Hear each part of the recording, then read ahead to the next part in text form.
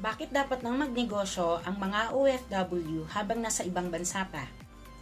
Una, para hindi mauwi sa wala ang pinaghirapan mo kasi siguradong puro gastos ang aabutin mo pagdating mo dito sa Pilipinas.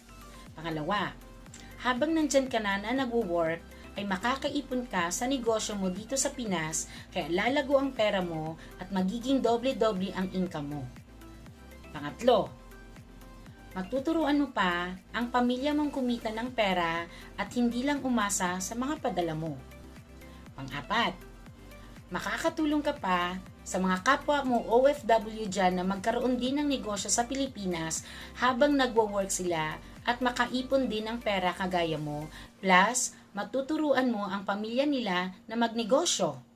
Kaya mga kabayan, dati rin po akong OFW sa bansang Dubai.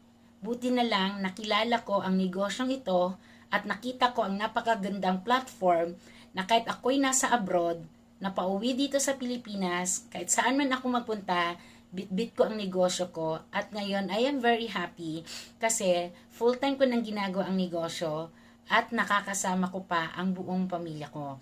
Kaya kaibigan, ngayon pa lang I will encourage you, maghanap ka na ng napakagandang negosyo na kaya mong pagsabayin habang ikaw ay nasa abroad at malakas pa ang pangangatawan mo.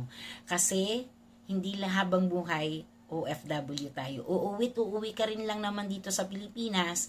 Ngayon pa lang, yung magiging hard-earned money mo, matutunan mo yan kung paano ulit mag-generate ng income.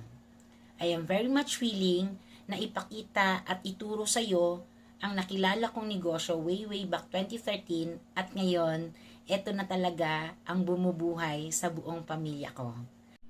Paki-click lamang po ang link sa comment section para po sa business presentation. Thank you!